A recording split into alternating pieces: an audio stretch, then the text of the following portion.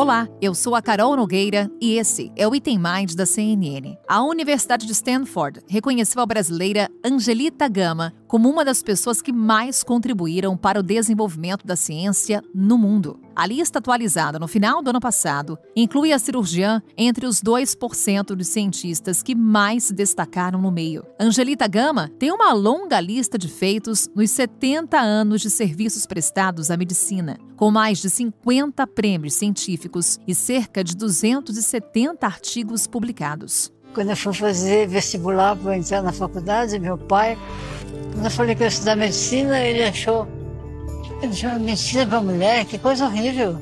E eu fiz vestibular e entrei em oitavo lugar. Ela foi a primeira mulher a fazer residência médica no Hospital das Clínicas de São Paulo. Eu entrei numa cirurgia e quem estava operando, na hora de fechar a barriga, falou para mim: pega o porta-agulha e fecha, eu ajudo você, vou te ensinar a fechar o abdômen. Aí eu peguei o porta-agulha e fechei. Ele falou: não, você está me enganando, você já passou pelo rodízio de cirurgia. Eu falei: não, é que eu sei pegar no porta-agulha porque eu sei costurar, eu sou costureira. Aí eu ia na 25 de março, comprava roupa e costurava. Aí o chefe falou para mim: nossa, você leva jeito. No Hospital das Clínicas, criou a disciplina de coloproctologia, especialidade que estuda as doenças do intestino. Os estudos desenvolvidos por Angelita mudaram o paradigma do tratamento do câncer de intestino em todo o mundo. Nós começamos a usar radioterapia e quimioterapia antes de um planejamento cirúrgico. E usando a radioquimioterapia, algumas vezes a resposta do tumor é muito boa. O tumor sempre diminui com a radioterapia e com a quimioterapia, mas às vezes chega a desaparecer. A médica também foi a primeira diretora do Departamento de Cirurgia da Faculdade de Medicina da USP. Se tornou professora emérita da instituição.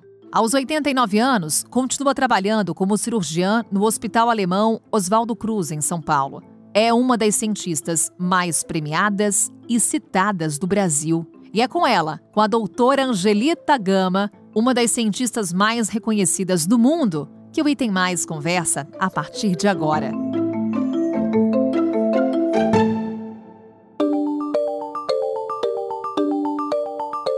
Doutora Angelita Gama, antes de mais nada, muito obrigada por conversar conosco, abrir um espaço na sua agenda, sempre muito atribulada, imagino que muito concorrida principalmente agora. Parabéns, obviamente, por mais esse reconhecimento. Começo a nossa conversa, doutora, falando sobre esse último reconhecimento ao seu nome, a sua contribuição para o meio científico. Como foi receber essa notícia, de ter o nome incluído na lista da Universidade de Stanford entre os cientistas que mais se destacaram no mundo? Receber essa notícia, claro, é motivo para mim, de alegria imensa, porque isso tem uma repercussão enorme, não é só para mim essa alegria, eu acho que isso repercute para todos os jovens pesquisadores brasileiros, que pode ser um exemplo para eles. Pode ser, não, acho que é e será um exemplo para eles, que trabalhando pode-se chegar a um progresso cada vez maior. A senhora trabalha com ciência. Quais são, na sua avaliação, os principais gargalos que temos hoje no Brasil para o desenvolvimento científico? Sempre o desenvolvimento científico também demanda investimento. E nós temos pouco investimento dentro das ciências. Hoje eu acabei de receber uma comunicação importante do Ministério da Ciência, que foi uma verba adicional, e além de ser uma verba importante, esse adicional, ela será continuada, quer dizer, porque muitas vezes há dedicação de verbas para a ciência que são interrompidas. Então, dizer que foi voltada uma verba para o desenvolvimento da ciência e cultura no Ministério da Tecnologia atual. Nós acabamos de conversar com o Dr. Moraes, Marcelo Moraes, que promoveu isto e lutou muito para conseguir isso. Realmente foi uma notícia muito auspiciosa, ele conseguiu verba, e verba maior do que era antes, e uma verba que será contínua. Então isso vai melhorar muito, porque para fazer ciência é necessário investimento. Isso até agora é feito à custa individual do pesquisador e à custa das instituições onde o trabalhador está envolvido. Doutora, o seu nome é um dos mais citados no mundo quando falamos de câncer de intestino, câncer retal. A senhora, inclusive, conduziu um estudo que comprovou que a abordagem não cirúrgica em casos de câncer retal ela é mais eficiente. Qual foi o papel dessa sua constatação para o mundo? Por que essa pesquisa mudou tanto a forma de encarar esse tipo de câncer? Essa pesquisa foi uma ideia nossa. Nós, desde que nós formamos e começamos a cirurgia, tivemos muito interesse em tratamento do câncer do reto. Desenvolvemos técnicas de conservação do reto, técnicas cirúrgicas, mas o tratamento do câncer de reto cirurgicamente é sempre muito difícil. Pode gerar complicações, pode gerar alterações sexuais, alterações urinárias, alterações da continência fecal e muitas vezes é necessário fazer uma colostomia, seja temporária ou definitiva. Então, são tratamentos que têm as suas implicações. Então, nós desenvolvemos esse trabalho para conservar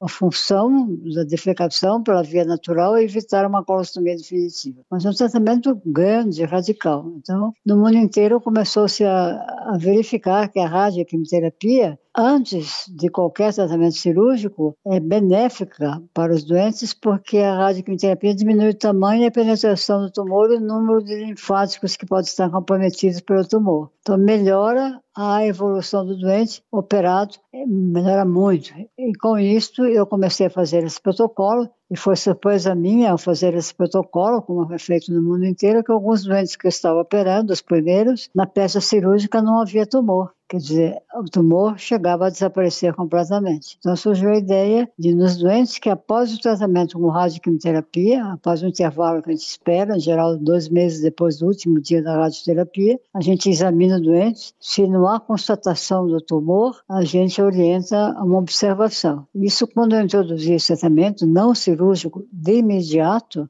porque a gente alerta o doente, e o doente sabe, é responsável por isso, que o tumor sumiu, mas que ele poderá voltar. Então, portanto, para assumir essa conduta inicialmente não cirúrgica, a gente precisa continuar examinando os doentes. Se o tumor voltar, é claro, ele deverá ser operado. E se não voltar, a gente continua observando. E esse protocolo recebeu o nome em inglês Watch and Wait. Observa o doente, espera o doente, examina e espera. Então, trouxe esse tratamento. Logo de início, nós tínhamos 30% de resposta completa e não operávamos o doente. À medida que nós fomos mudando os protocolos, o índice de resposta completa, isto é, desaparecimento total do tumor, passou a 50%.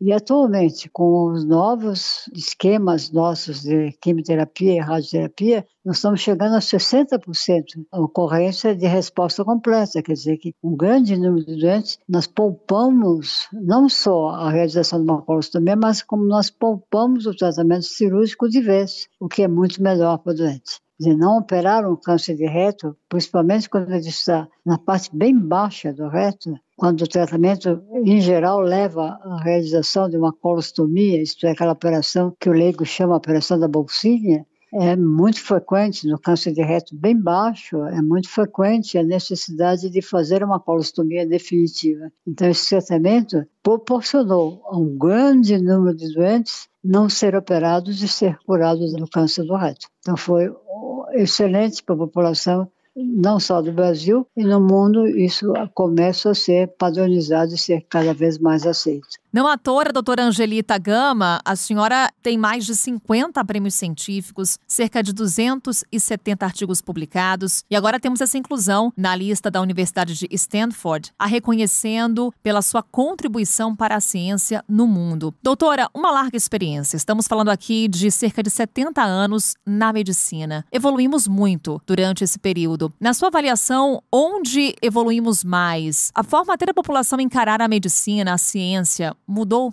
Mudou muitos aspectos. Eu diria para você que a mudança a novos medicamentos todos os lados, no nosso campo, os quimioterápicos estão cada vez melhor. A radioterapia mudou muito. Hoje nós fazemos aplicações de radioterapia sem aquelas complicações que nós tínhamos no passado. Então tudo mudou, medicamentos, radioterapia e, sobretudo, também um aspecto, as publicações se tornaram numerosas, não só em número, mas em qualidade, mas a comunicação. Hoje o aprendizado se tornou muito mais fácil.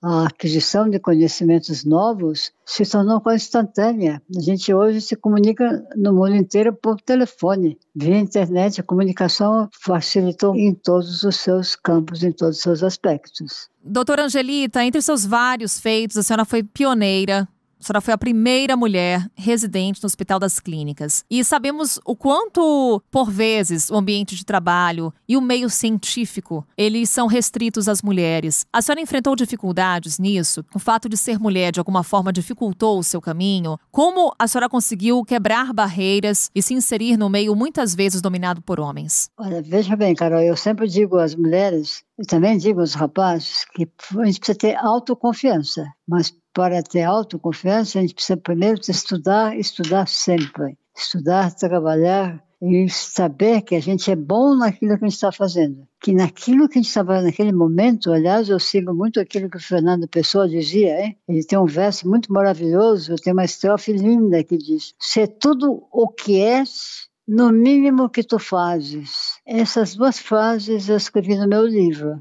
Eu acho que a gente o mínimo que estiver fazendo, a gente tem que fazer aquilo da melhor maneira possível. Então a gente tem que espalhar isto para as mulheres, para os jovens, não fazer as coisas de qualquer jeito. Se for de qualquer jeito, é melhor não fazer. Então não importa o que a gente esteja fazendo, a gente tem que fazer da melhor maneira possível. Doutora, durante tanto tempo de carreira, tanto reconhecimento, tantos prêmios, na sua avaliação, a senhora já chegou no auge da sua carreira? A sua trajetória foi conforme a senhora imaginava, sonhava? Foi muito além do que eu sonhava, porque a gente, quando entra numa faculdade, já foi um desafio entrar, a gente sonha ser médico, claro, trabalhar bem, mas a gente não trabalha só para ser importante, para chegar ao ápice da carreira. A gente vai trabalhando, a gente vai estudando muito, trabalhando muito, para cada vez sentir e ter a certeza que está fazendo melhor para os seus doentes e contribuindo para o desenvolvimento da ciência, facilitando o desenvolvimento. Eu sempre achei que iria ser bem sucedida, porque eu sou otimista. Eu acho que o trabalho rompe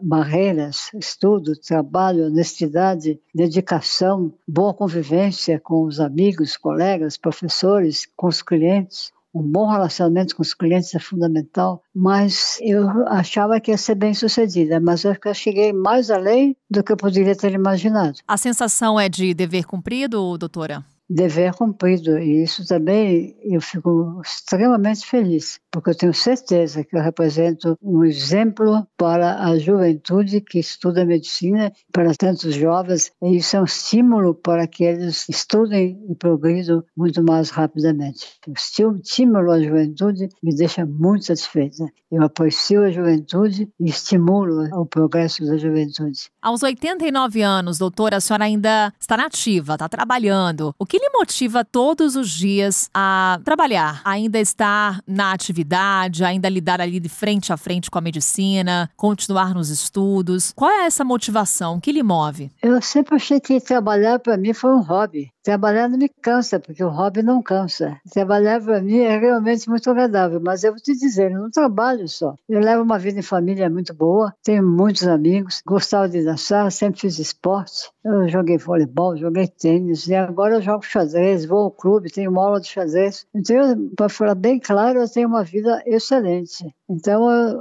trabalho muito, mas tenho tanta compensação. Não há tempo sobrando. Isso é um estímulo permanente. Eu acho que trabalhar é uma motivação, é uma realização. Eu não me imagino levantando de manhã e não ter nada para fazer. Você imagina ficar o dia inteiro sem fazer nada? Maravilhosa, doutora. E os pacientes, evidentemente, a população, a comunidade científica, todo mundo agradece. Agora, doutora, a senhora pensa em parar de trabalhar em algum momento? Não pensei em parar de trabalhar. Eu acho que eu vou trabalhar até não poder. Quer dizer, eu enxergo, escuto, ando, meu movimento, não me canso. Leio, gosto de ler. Eu leio o jornal com prazer, leio as revistas, ouço televisão, ouço os programas, leio o que vocês escrevem. A imprensa é fantástica, a mídia fenomenal, o jornalismo prestigio, sempre fui amiga da mídia. É uma coisa fantástica. Eu acho que, sabe o problema? Eu sou otimista e gosto de viver. É uma inspiração, não só para cientistas, para médicos, para a juventude, é inspiração para todo mundo. Mais uma vez, obrigada por essa conversa, doutora Angelita. Mais uma vez, parabéns e muito obrigada por ser essa inspiração para todos. Um grande abraço. Eu só posso agradecer. Muito obrigada. Foi muito feliz a entrevista. Muito obrigada.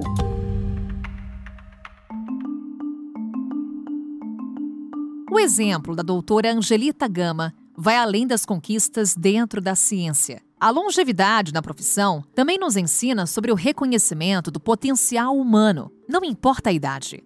Infelizmente, nós ainda vivemos em uma sociedade cheia de preconceitos.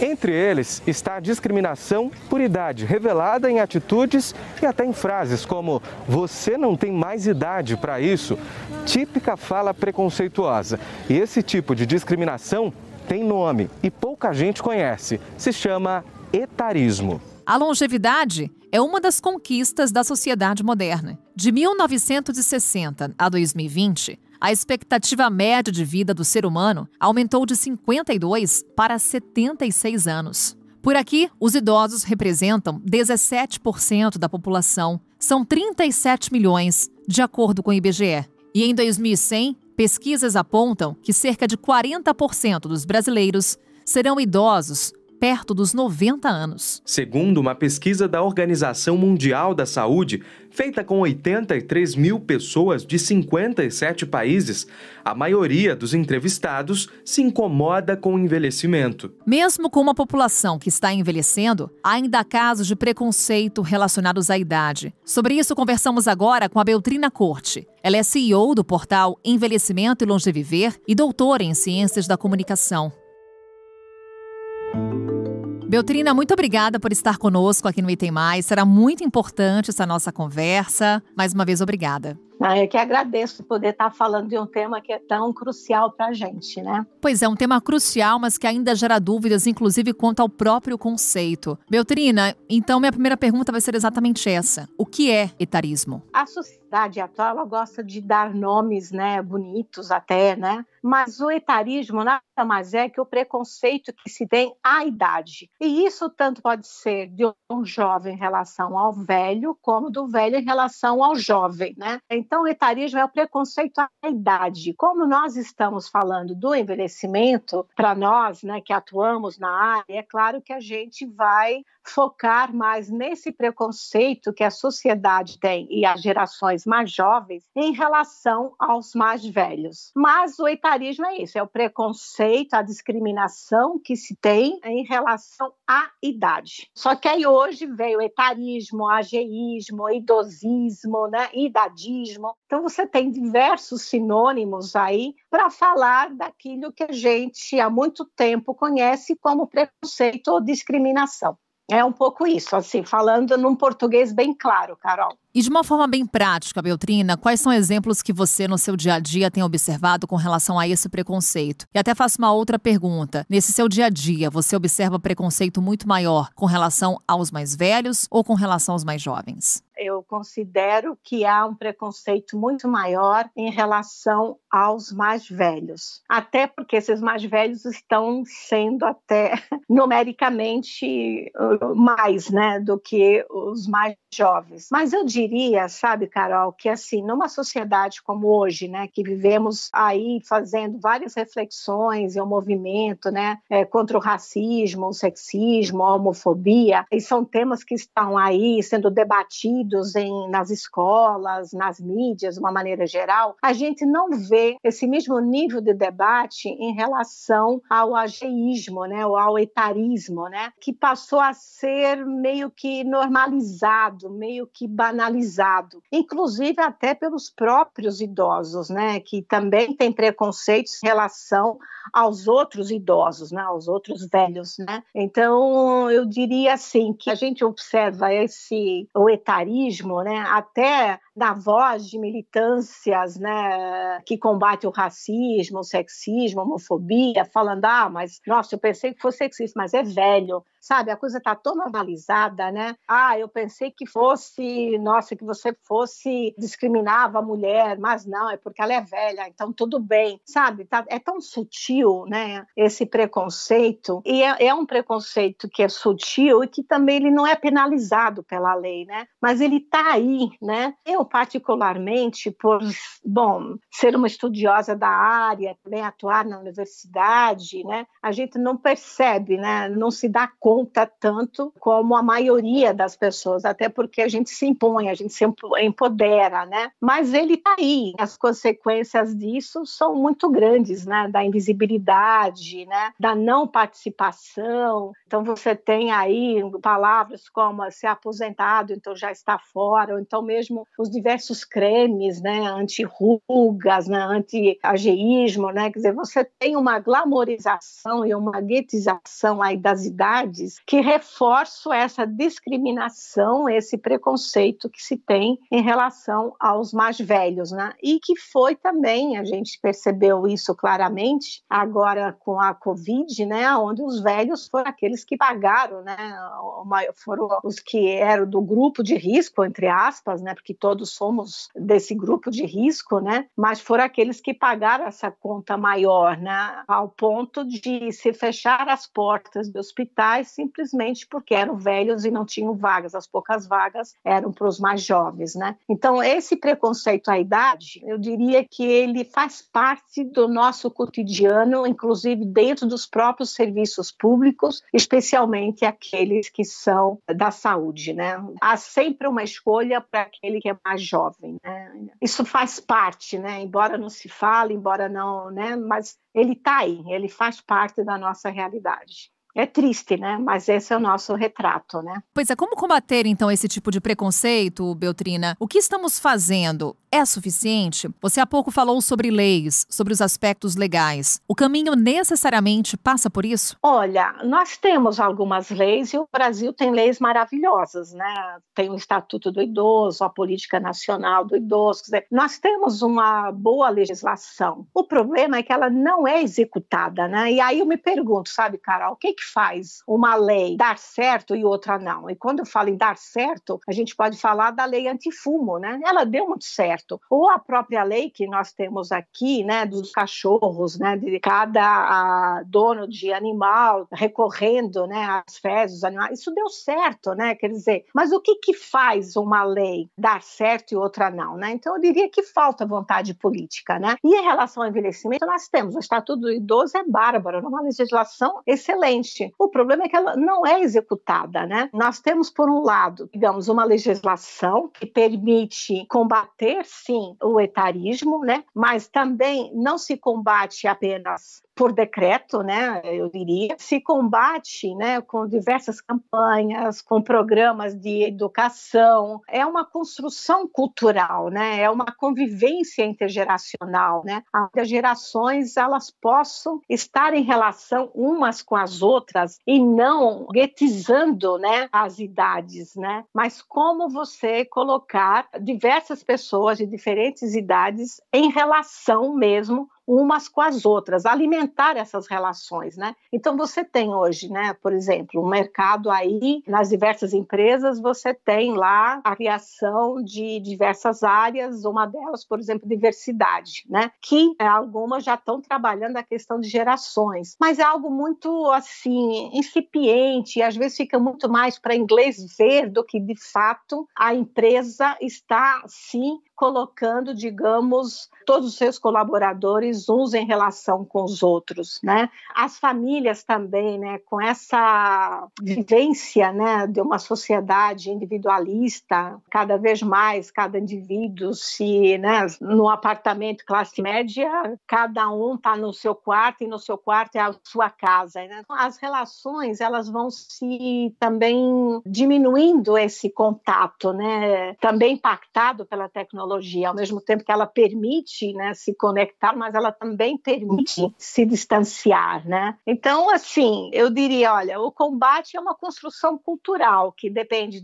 da convivência intergeracional, né? Depende das famílias também estarem mais em relação com seus membros, né? Aliás, a família é por si só intergeracional, né? Mas a gente observa que cada vez mais ela está muito individualizada, né? E individualista, né? Mas aí você também teríamos que pensar em programas e serviços, né, de educação que aponte para essas relações. São Paulo, por exemplo, nós temos uma política pública que é de centros de convivência intergeracional, geracionais, né? Que é colocando jovens, adultos, né, idosos em relação, né? E aí eu falo, é colocar em relação mesmo, porque não adianta você ter um espaço e ter as diversas gerações e cada um separadamente, né? Você tem que colocar, de fato, as gerações em relação com as outras, né? Pensar em atividades, em programas em que as pessoas possam estar juntas e misturadas, que esse é o meu slogan, juntos e misturados, né? Eu acho que é isso, né? É uma construção cultural que levará anos, né? Mas esse é o caminho, né? Sem dúvida. Proporcionar esse encontro de gerações, com certeza, é um ganho para todos. Beltrina, mais uma vez, obrigada por essa conversa. A gente volta a se falar numa próxima oportunidade, com certeza. Até lá. Até lá. Tchau. Assim encerramos o episódio de hoje. Amanhã estamos de volta. Até lá.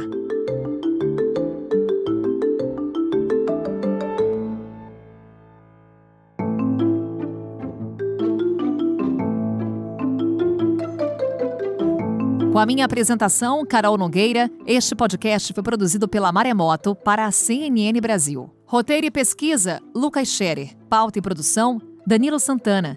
Edição e sonorização, Nathan Kleiman. Coordenação geral, Paula Weinberg e Felipe Gomes. Coordenação de produto, Verônica Schneider. Coordenação editorial, Diego Toledo. Você também pode ouvir o Item Mais no site da CNN Brasil e aproveite para conhecer os nossos outros programas em áudio. Acesse cnnbrasil.com.br/podcasts.